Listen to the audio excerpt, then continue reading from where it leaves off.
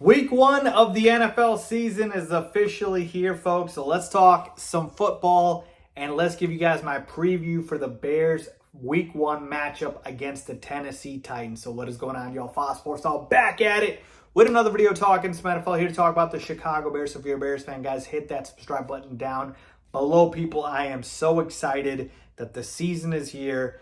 It is game week.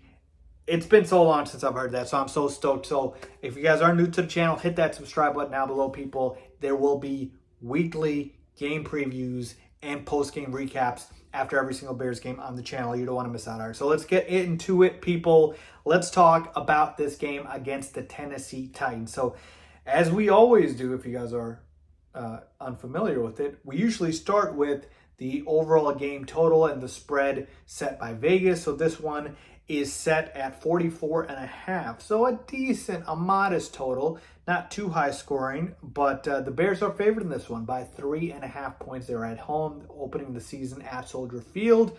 And yeah, they're favored in this game against the Titans. So I'm going to talk about, my main keys in this game, but let's start with the little preview of the Titans and what the Bears can expect. So with the Titans here, we're looking at a team that finished dead last in the division last season at 6-11. And by all accounts, I thought this team was going into rebuilding mode. All right. So I thought this team was going to go ahead and just hit the reset button and just go ahead and rebuild. And they fired head coach Mike Vrabel, and that was like the clear sign that they were going to do that. But no, they didn't rebuild. They actually decided to go all in on Will Levis. Okay, so Will Levis going into his second year, a second round pick, he is their starting quarterback now, and they have a new head coach in Brian Callahan, former OC of the Bengals.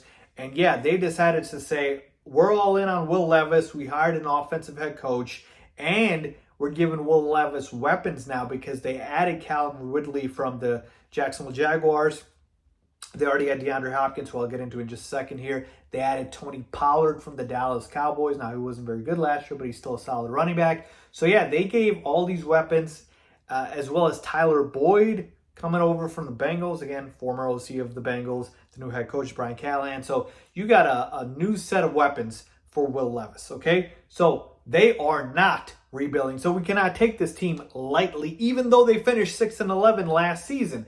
All right? So, they have weapons for the Chicago Bears to worry about. Now, when I'm taking a look at these weapons here, and we got to start, of course, with first Will Levis. Will Levis is a guy that last season played about 8 games. It was really 9, but I'm counting 8 because the last game, barely played in that one. And he ends up putting up 8 touchdowns and 4 interceptions through essentially 8 games. So it was really 9, but 8.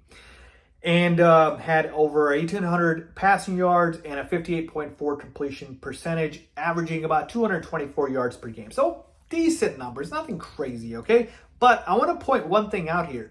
He had 8 touchdowns in 8 games, but 4. So half of those touchdowns came in one game. That was that first game he started against Atlanta. He went off in that one and threw 4 touchdowns in that game, no interception. So that was his best game. So I'm just saying it was a little inflated, this total, because the rest of the way, dude throws 3 touchdowns in the remaining 8 games. So I'm not sure how impressive Will Levis is.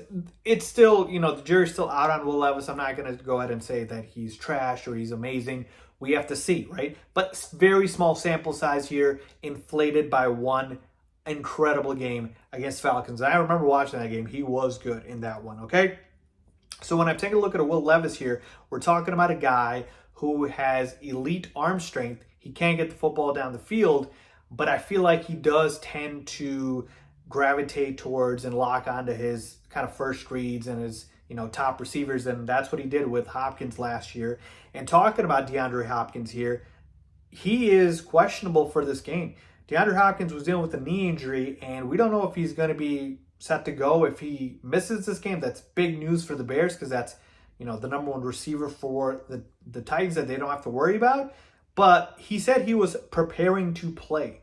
Now, I don't think even if he plays, he's going to be 100%, so I think we'll see limited snaps. And why would you want to rush him back when you have an entire season to go? So I think at best you're getting a limited DeAndre Hopkins, which is good news for the Bears, but he might still be out there. Okay, so when I'm talking about the keys for the Chicago Bears, the first one that I have is make Will Levis beat you. All right, make Will Levis beat you. And the reason I say that is because the strength of the Chicago Bears is their secondary. All right, our secondary was elite last season, and I'm way more confident in our secondary than I am in our pass rush. And so if Will Levis wants to go out there and sling it all over the field, so be it. Because I trust our guys in Jalen Johnson, Tyreek Stevenson, Kyler Gordon to go ahead and make something happen and not let those guys go off. Because the ball is going to DeAndre Hopkins or Calvin Ridley most likely. All right, he's not looking at the ancillary guys here. Okay, Tyler Boyd's still a good slot receiver, but you get my point here. So I would rather have Will Levis beat me than to have Tony Pollard and Tajay Spears try to run all over, although they can't. The Bears' run defense was very good as well. And so to me, let's see how good the kid is. If I got to pick between, the run game and the pass game, I'm picking the pass game because I like my chances. And I don't think Will Levis is that great. I think Will Levis is average. That's what I feel about him. Again, the jury's still out. We don't know yet. My opinion is he's average. He's solid. He's nothing special. So let's see what the kid has. Let the kid beat you and see if he actually can. All right? See if he actually can. So that would be my key number one for the Chicago Bears. My key number two for the Bears, now specifically focusing on their offense, is going to be attack Tennessee via the air. So via the pass. And you know what? I'm just going to say it. If Will Levis in the offense gets going, we could be in for a little shootout here. So I like the over on the 44.5, just saying that for you guys out there. So yeah, I would attack this team via the air. The reason why is because they were 18th overall against the pass versus 13th against the run. So they were a much better team against the run than the pass. So they're exploitable, man. The secondary is not very good. We have weapons for days.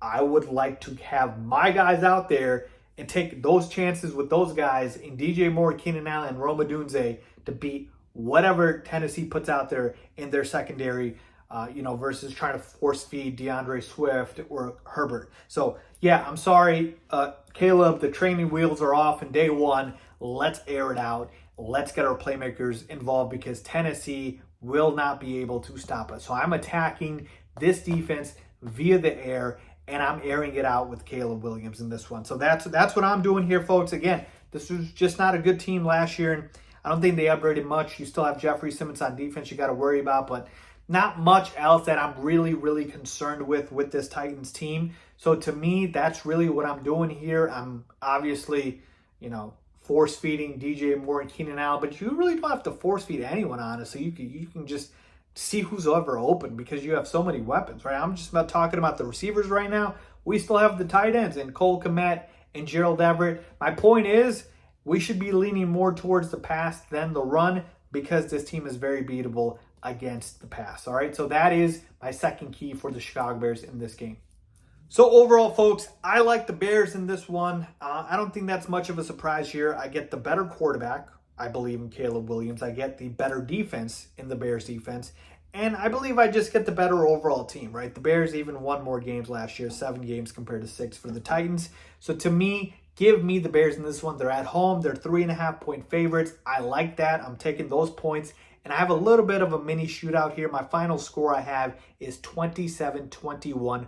Bears win 1-0 at Soldier Field, starting off the season strong with the victory over the Tennessee Titans. Let me know what you guys think. Agree or disagree? Who wins this game? Your thoughts. Leave a comment down below. As always, thanks for watching.